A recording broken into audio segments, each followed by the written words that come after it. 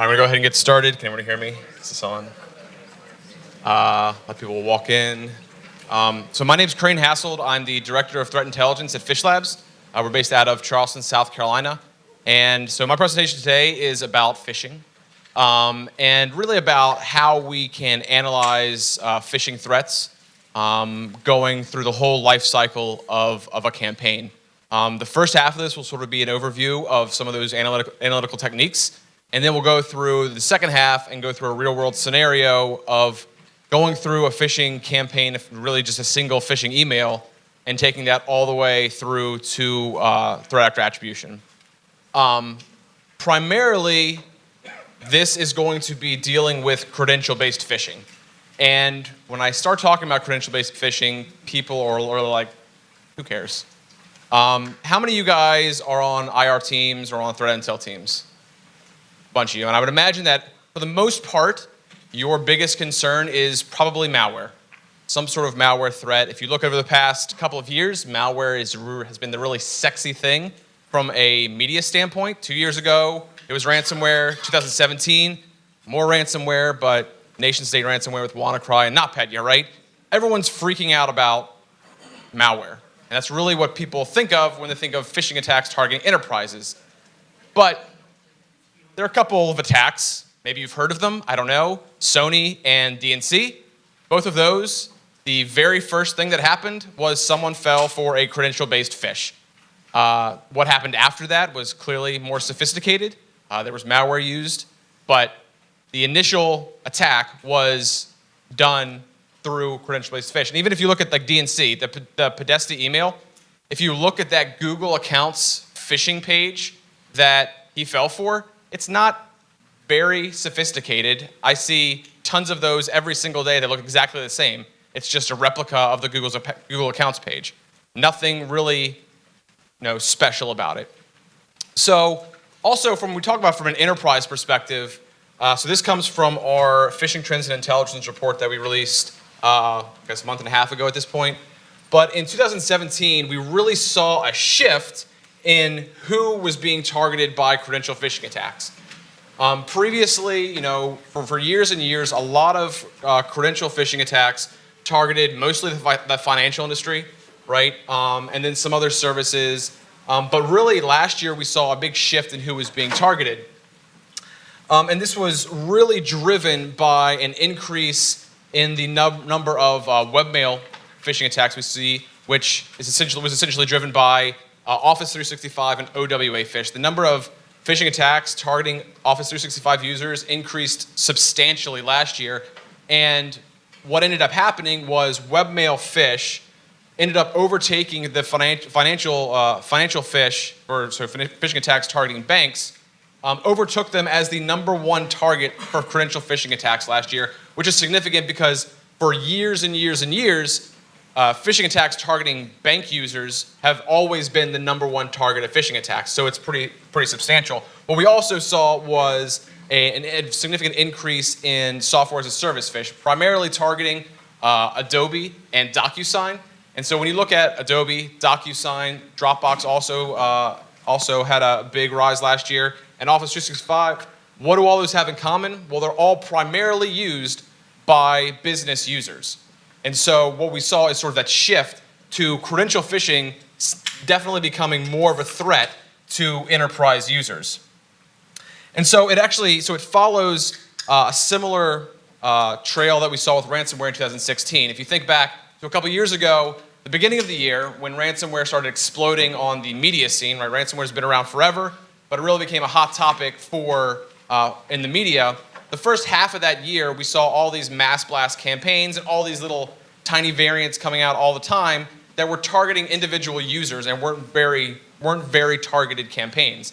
The second half of that year, some of the major players in the ransomware scene started doing more targeted spear phishing attacks towards things like small businesses, healthcare, government, because they knew, and they were right, that the payout, the return on investment for those types of attacks would be greater. And essentially that's probably what we're seeing with credential phish, is that we're seeing a similar evolution there, because when you see what credentials can be used for, they can be used to facilitate BEC attacks, business email compromise attacks, which have been in the news a bunch lately. I think the latest FBI report said it was something like $3 or $4 billion have been lost because of BEC attacks. They can also facilitate things like data theft, IP theft, and they can also do something similar to ransomware where they are taking the data, taking a business's data, and holding that for ransom, similar to ransomware without the malware, right?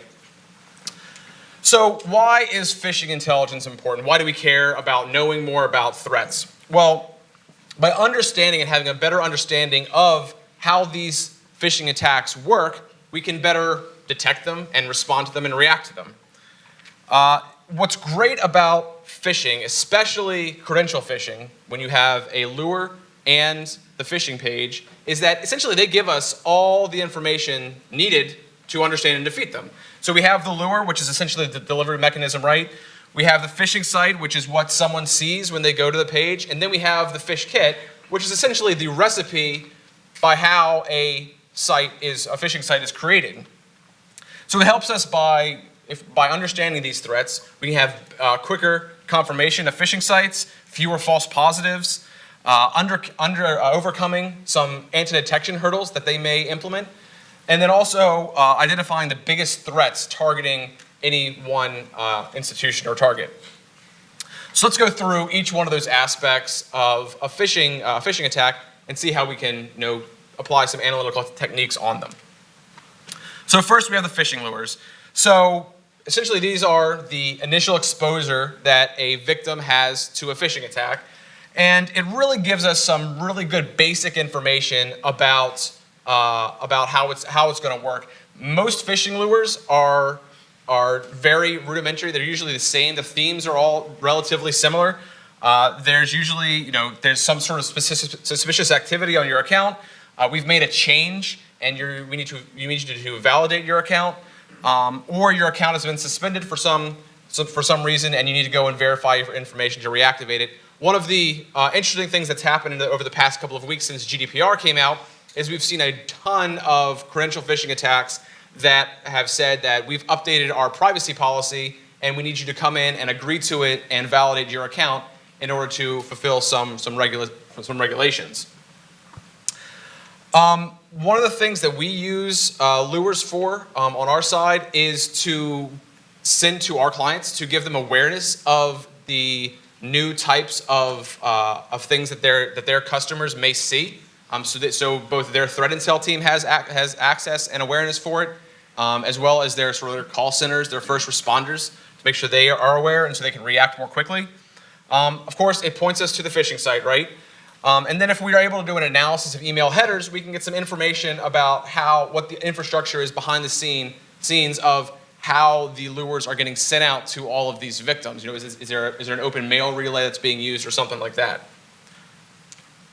So the phishing site itself is great. It provides a significant amount of intelligence about that we can use to track campaigns and enhance detection. There are a couple, so these three techniques here, so source code analysis, URL pattern analysis, and malicious domain correlation. I'll go through each one of these individually, but these are all different types of techniques that we can use to better understand these phishing sites. So the first one is source code analysis. And essentially what this is it's just analyzing the rendered HTML source of a page to get some better understanding about it, and it allows us to enhance detection by extracting things like unique strings in the HTML that are going to be unique to that phishing page or that kit. We can use it to link specific pages to actors at the end of the day. And then some of the things that we look at that provide these unique strings are things like HTML title tags, form posts, so how it's going to generally a PHP mailer, any comments that the author who created the page may have put into the HTML, and then things like signatures, things that are super, super unique to either the phisher themselves or the person who wrote the kit. And this is kind of what I'm talking about. This is a signature. This is by a guy named Mr. Bear, who is Tunisian, but he is a pretty prolific distributor of Apple kits. So you might, if you do some analysis on a lot of Apple stuff, you might see his work. But this is what I'm talking about. And if you even get into the kits, which we'll get into in just a second when we talk about those, When you get into the mailers that are server-side PHP, is that there are really some good signatures in there as well. So URL pattern analysis. So we can look at the URLs themselves and look at patterns within those URLs that allow us to cluster attacks into families. And essentially what we want to do is, instead of having to look at thousands of different things, if we can start looking at the patterns and understanding how they fit together and how they have similar characteristics, then we can start grouping those thousands of things into maybe dozens of things that make up most of the threat landscape for any given target. We look at things like landing page names, the directory structure that you can see within the URL path, any content hashes. So if we go past the URL and start looking at the hashes on the actual page of how it's rendered, both in a raw form and maybe like a normalized format. And then also some indicators of possible defensive tactics that we can see that are being used in ways like directory generators or randomized URL parameters that are appended to the end of the URL. And again, like in this type of analysis, it allows us to shrink the overall phishing ecosystem, identify unique URL characteristics, and again, looking for those primary threats that are out there. So there's also malicious domain correlation. So these days, it's about a 50-50 split of the phishing sites that are hosted on compromised domains versus infrastructure that's maliciously registered by the phishers themselves. So this primarily goes to that 50% that is maliciously registered by phishers. And really, if we can look at who is information, we get some really great intelligence that can allow us to sort of blow up the overall ecosystem of what they may in connecting phishing sites to other potential malicious infrastructure. So some of this information includes registrant organization that's available on Whois information. Things like registrant email address. Oh, wait, no. Thank you, GDPR. Unfortunately, we can't do that anymore. So that was a fantastic avenue from an intelligence perspective of how we could link domains together.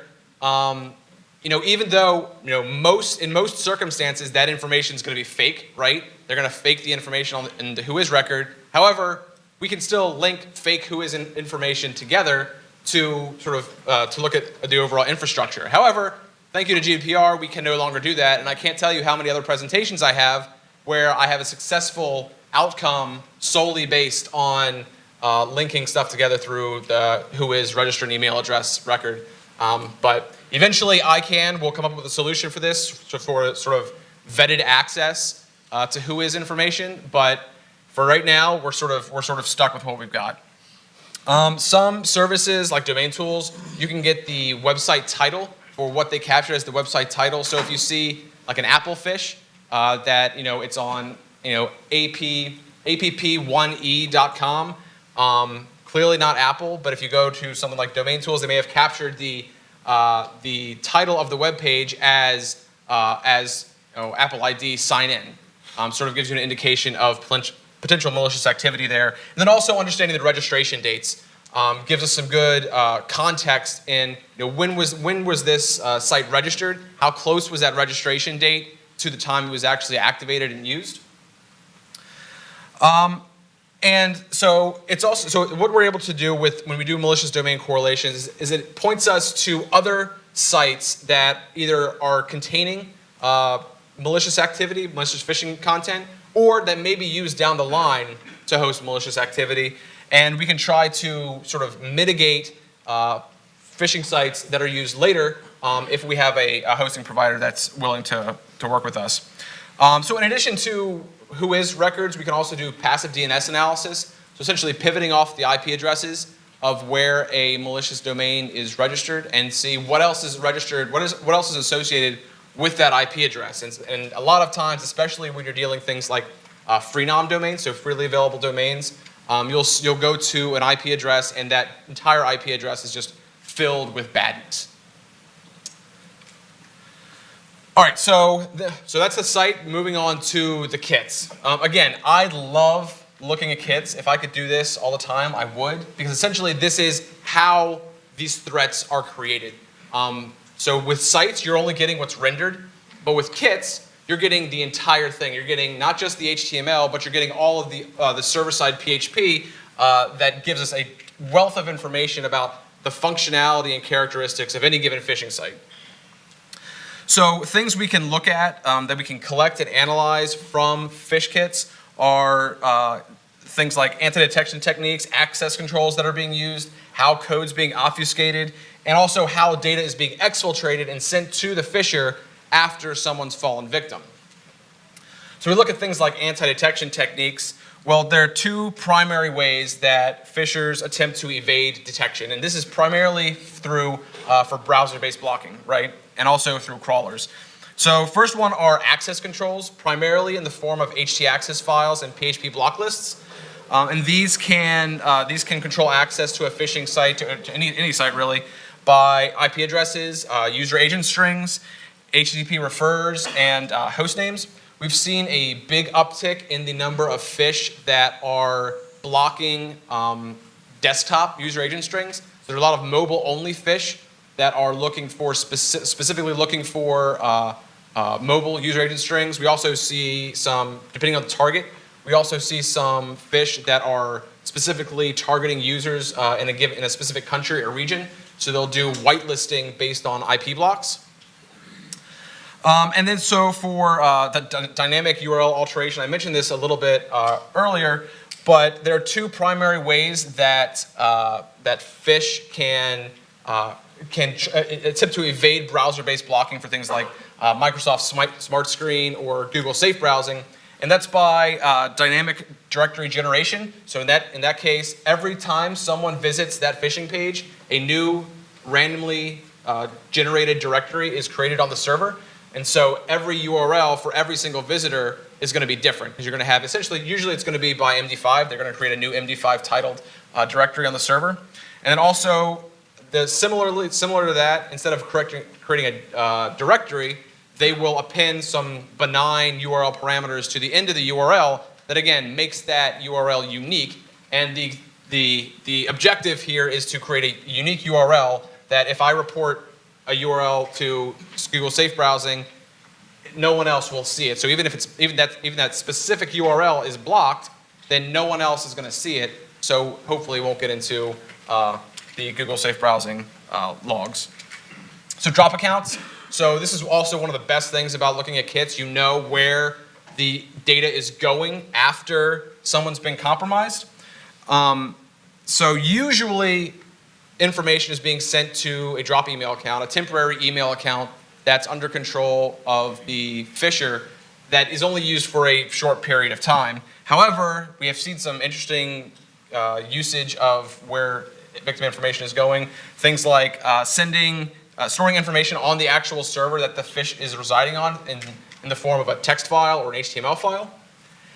Sending information to another secondary domain that's under control of the phisher. Usually that's also processed by PHP script on that domain. And then we've also seen some interesting examples of victim information being sent to the phishers through Jabber, which is pretty cool. I haven't seen that recently, but we saw a big influx of that sort of the beginning of last year. Also, what we can see in analyzing phish through analyzing the kits are not only is where is the information being sent to the phisher, but also we can observe the presence of backdoors in these kits. And essentially, what a backdoor is it's a secondary mailer that's usually hidden within a kit that's created by the author that's distributing the kit that allows anytime that information is being sent to the phisher, it's also being sent to the author. So it's a way to crowdsource or mass harvest credentials by the authors. So similar to clustering with URLs, like I talked about before, we also do sort of what we call genealogical analysis and kit clustering. And that's very similar to what we talked about with URLs, but with kits, what's important to keep in mind is that there are a ton of phishers out there, a ton of them. But really, most of them suck. Most of them don't know what they're doing. And so there are a very small population, relatively, of individuals who write phish kits and then distribute them either through sale, or they freely distribute them on things like social media or free file hosting sites. And what happens is over time, someone, especially with these freely available kits, someone will take it and make some minor modification and then redistribute it as it's their own. And then over time, what you get is sort of a family tree effect, where the core components of a kit and the core characteristics of that kit remain the same over time, but there are slight modifications. So it looks like kind of like a family tree. And so again, this allows us to shrink the overall ecosystem, identify those primary threat actors, and those are primarily going to be the authors of these kits, authors and distributors of these kits, and also detecting some common anti-detection techniques that are being used across multiple kits that give us a way to, I guess, enhance the capabilities of how we detect them at a larger scale. So that is sort of an overview of analytical techniques of how we can analyze credential phishing attacks. And now what I want to do is sort of go through a case example of how we can put this into play in the real world. And this is looking at a Netflix phishing attack. And I don't know why. I have no idea why, but apparently the media thinks Netflix phish are a big deal. I see it constantly. I don't know why. I tweeted about it last summer because I saw day after day after day the exact same Netflix phish was reported in tons of different media. I think one of them is ABC News. There's Wired was on one of them. CBS News reported about it. But I don't know why there's some fascination with Netflix phish. But even today, if you go, there's probably someone that's reporting about Netflix phish. I don't know why there's a fascination with it. But apparently it's a big deal. So essentially what this is, turns out to be sort of the precipice of all of these reports. And so if you look at these Netflix phish, this is essentially the lure that you see. And again, it's actually very well constructed. It looks like it could be pretty legitimate. The English and grammar is pretty accurate. But from an analytical perspective, we want to know how people are being exploited. And again, this is very similar to most other themes that you see in phishing lures. But really the biggest point here is we want to see, okay, where is this going? Where is this leading us if we just had this lure? And again, it's hidden within this hyperlink. Not a surprise. This is how most of these phish are directed. But it takes us to this one page, this gasifin.com domain. And when we go there, this is essentially what we see. It's a fake login page for Netflix, a wonderful Daredevil background. This is actually one of the things that it's evolved over time. Daredevil was one, and then it turned into, if you guys have seen The Crown, it sort of morphed into the Crown background at one point as well. But essentially, it's just a replica of a Netflix login page. So if we start stepping through the phish, we can see the first target here that the phishers are looking for are account credentials in the form of email, address, and password. One of the things that we look at, if we look at the HTML source, we see this, and it's obfuscated. And what's interesting is that they're obfuscating it as a way to try to evade detection. And so as a way to sort of take out those references to Netflix that one may see when they're crawling HTML source. And so that's why they're doing this.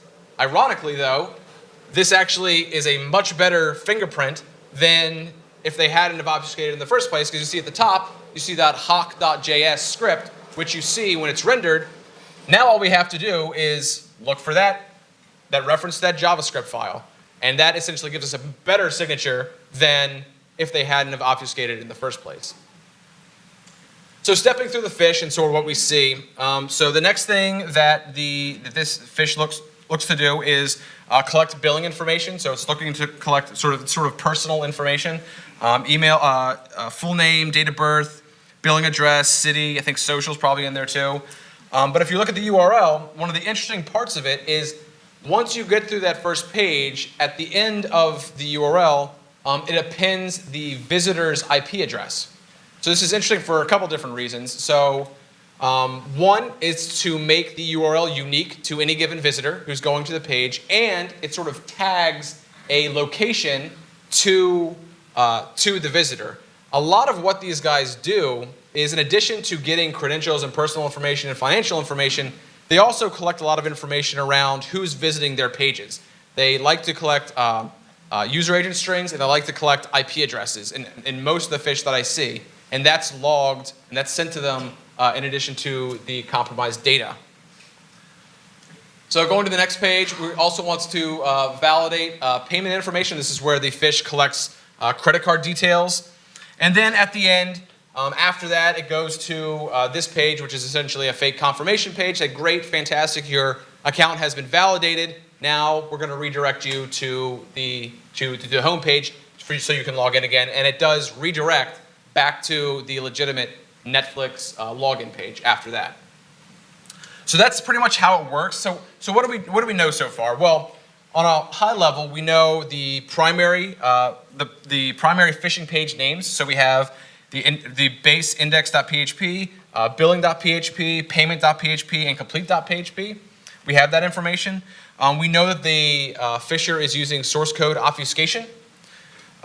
They are using this IP address that's appended to the end of the URL to create unique URL addresses. And then also at the end of it, it redirects to the legitimate Netflix homepage once they're done. All right, so moving on, let's do some URL pattern analysis. So we know the names of the pages that are primarily being used in these attacks. So if we just took a sample, a subset of Netflix phish, just sort of a representative sample of what we would see, and this is sort of if we just looked at our logs of what we've confirmed as a Netflix phish, so this is sort of what we would see, and we can start doing some pattern analysis, and you can see there that there are a lot of these phish that are using some of the same tactics, have the same unique page names, that we can essentially say are probably all related into one family of phish. And so if we do some large-scale analysis, this isn't representative here, but when I did this analysis, essentially what I saw was based on just doing URL pattern analysis, about 25% of all Netflix phish that we observed in 2017 could be clustered into this one family. So that's pretty significant. A quarter of all Netflix phish are all posed by this single threat, we'll call it. So let's move on to do some PhishKit analysis. So on this page, on the domain, we were also able to recover the kit that was used to create all the contents of the page itself. Usually, if phishers know what they're doing, kits shouldn't be there. They should be removed from usually going to be a compromised domain after they're done with it, after they've extracted all of the contents of the kit. But in probably 10 to 20% of all phish that we see, there's a kit left behind, which is great from an analytical perspective. So we have the kit here, and if we look inside it, we see the initial files. We can see on the base directory that there are there are 3 files here, 2 htaccess files and a PHP file. All of these are used for access control in different ways. If we go next directory down, we can see a bunch of different files here. So we have the primary phishing pages, the names that we're familiar with based on just stepping through and viewing the phish itself. We have these 2 files, so crypt.php and hawk.js. That hawk.js seems familiar based on what we saw in the HTML, but both of these are being used for obfuscation, for HTML obfuscation. We also have some additional access controls files through PHP and htaccess. And then we also at the bottom, we have a robot.txt file, which is used to block crawlers. And then we have these 2 files, email.php and finish.php, which are used in conjunction with one another as the mailer scripts. So these are the scripts that process the information that's compromised and send them off to the phisher. So in this case, email.php is essentially a 1-line PHP file that just has the phisher's email address, and then the finish.php sort of calls that PHP file and that variable to sort of load that email address in there. So when we're also doing kits, we also want to sort of look at the chronology of the kit to understand really when was this kit potentially originally created based on some high-level metadata analysis. And you can see here, all of the primary files that are the core files in this kit are all dated May 21st, 2016. And so usually what you'll see is for the core files, primarily the phishing pages themselves. Those will usually be have an older date when they were originally created. Things like mailer scripts will usually have a more recent date on them because they'll be updated more frequently because the drop email addresses will be changing. So, but we know here that this kit was likely created somewhere around May of 2016. So I'm not going to go through this live, but if we did a genealogical analysis of this kit to sort of see what else is out there, and essentially what we found is all of the Netflix kits that we had in our repository, almost all of them were related to this one that we had found. Now, I said before that about 25% through URL pattern analysis, about 25% of Netflix URLs that we found could be clustered in this one threat, yet almost all Netflix kits could be clustered into one cluster. And the reason for that is when you look at phishing sites that are hosted on maliciously registered infrastructure, usually you're not going to find a kit on them because they're not necessary, because they're essentially using the infrastructure that's provided to them when they register the domain to host all the files. And so usually you're not going to find a kit on maliciously registered infrastructure. And when you look at Netflix phish, generally a large percentage of their phish are hosted on maliciously registered infrastructure, which sort of deviates from global patterns. So we can see that almost all the kits are associated with one another in some degree, but there are minor modifications and minor differences between most of them. And usually when we see this, it indicates that a kit has been freely distributed at some time, and because it's been freely distributed, a lot of people are taking it and making those minor modifications and either using them or redistributing them. So it's likely that this was a freely distributed kit that's been modified over some sort of time. We can see that over the lifespan of this kit that there's been some additional functionality that's been added in things like form validation. So it's either validating that that the credit card number that's been put in there is a potentially valid one. Some account checking to see if the account is actually a Netflix account. They'll do things like directory generation, and then the access controls become more and more in depth as time goes on as well. So our conclusion that we can say here is that many of the Netflix sites that are created from kits are likely linked to an original source kit written by a common author. And from an intelligence perspective, the big question here now is, so who is this author? Who is the guy who is essentially behind one of the primary threats to Netflix users in the perspective of from a credential phishing perspective? So let's just go down the rabbit hole now. Open source, another one of my loves, is where you can find pretty much everything, right? But really, all we have to do is just doing some basic Google hacking and sort of see what we can look for.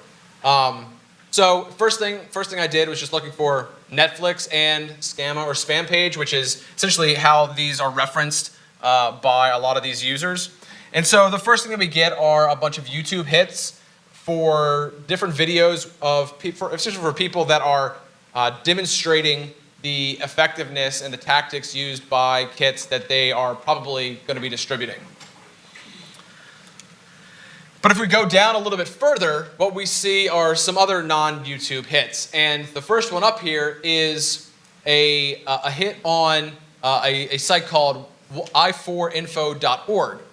And essentially what this is, it's a hacking forum. But what's interesting is if you look at the date on this post that's referencing a Netflix scam page, it's May 27th, 2016, which is just a few days after we've already established the kit that we've analyzed was likely originally created. So it's certainly notable, and we'll look into it further. So if we go to that page, this is the post that we'll see. And you can see that essentially what it is, it's someone noting that they have this Netflix scam page and a letter that goes along with it. And what it does is if you scroll down more, it is essentially showing you the different screenshots and sort of stepping through the phish as if someone was actually going to the page. So on the side here, we can get some information about the poster. So I don't know if you can see it, but the username of the person who posted this is admin. And this guy's he's essentially, when you look at it further, he's the administrator of this forum. Other information that you can get here are, he gives an age of 24. I don't know if that's accurate. It also says his location is Pakistan. Again, you can fake anything on here, so we should take that with a grain of salt. Note it, because it may be important later. I don't know. But it's certainly something to consider. Also, if you scroll down further, what you'll see is that there's a download link that's in here for anyone to download the kit for them to use. So essentially, this is where he's distributing the kit. You'll see that if you aren't registered, there's a note that you need to register on the forum and be logged in order to get the download location. So I could do that. You could go on this page and you could register a fake account using a persona email address, or you could just go back to Google. And one of the things that you do is if I just do i4info.org, Netflix download link, in the snippet of the Google results is the actual download location that has been cached by Google. So thank you, Google. And so you see that, so the original kit is hosted on a Google Drive account. And so it gives us that. So going there, this is the actual Google Drive repo where the kit is being distributed. And so we can go on there and we can then download that kit to do some further analysis on it. So if we look at this kit, the first directory we see here, there's some interesting information. So we have a README file, just in case, additional information about how to use the kit, how to properly use it. We see this letter directory. If you go there, you see that so essentially what this is the base template email that someone can use, which is the same as the one that we've seen already that was actually sent out in the original lure that we saw. But also what's great is that there's this subject.txt file that if you look at it, this is really full service, that he's essentially giving you the email address by which to spoof, the display name that someone should use when spoofing the email, and then also the subject, which you should probably use as a recommendation, presumably as a way to get the most clicks on there. So also what we can do is we have this kit that was distributed from this forum, and then we also have the kit that we recovered in the phishing attack that we were analyzing earlier. And let's do a comparison of the two. So you can see here that the dates of the core files in these two kits are exactly the same. We also see that there are some access control files that are present in the new kit that weren't present in the older kit. So this is essentially an enhancement that's been done by the person who's using this. We also see something interesting here. So we have this hostnamecheck.php file, and we can see that there are two distinct the times for these two files are different. And it's interesting because usually this looks like it would be an access control file. But essentially what it is, it's the backdoor. So this is the actual mailer that's being used in the kit that we've recovered from the lure that we were looking at earlier. And we can see that there are two PHP files that are referenced here. One is that email.php, which again, as I said earlier, is essentially just a one line of code that references the actual drop email account. And then you have this include hostnamecheck.php, which if you're just looking at it, it looks like it would be just an access control file that a lot of these kits use. So if you go to that hostname check.php, you'll see two things. At the bottom of it is actual legitimate hostname blocking. And if you compare that part of it to the original kit from the distribution point, it's exactly the same. The top, though, is some base64 encoded code, and when we decode that, this is what we get. It's essentially another mailing script. And you can see it's all the exact same information that's being collected, and at the bottom, you have this other email address that is the email address of the person who's distributing this, and that's where the credentials will also go once someone falls victim to this type of attack. One of the great things about backdoor email accounts is that by nature, they need to stay up longer because they're not temporary, because they're not expecting usually people to find them. Some of them are hidden better than others, but usually these will be from an intelligence perspective and a law enforcement perspective, these will yield much better evidence of a crime than a regular drop account. So at the end of the day, we want to know, who is this guy? Who is the original author of this kit we've been looking at? So who is admin? So we have the domain, this i4info.org, and so if we just do a search on that domain in quotes to see any other references to that domain anywhere else. So the first one, of course, we have the forum itself, but then we have this Facebook page. And if you go to the Facebook page, it's essentially a page advertising the actual forum itself. And we can see we get some good information here. We have a handle, attitude 12344. We have an email address that's been added as a contact. So we have this shirozrashad007@gmail.com, which is great. So let's sort of go down that rabbit hole. Let's start pivoting. And essentially that's what open source analysis is. It's just pivoting from one thing to another thing until we get the totality of what we're looking for. So if we Google just for that username, shirozrashad007, we get this fantastic hit from SlideShare. And if you go to this SlideShare page, tons more information, which is fantastic. So we have this user. Apparently, he has a company called SoftSoul. He says that he is from Lahore, Pakistan. Sort of interesting that correlates with what we saw earlier on the actual forum, the forum page.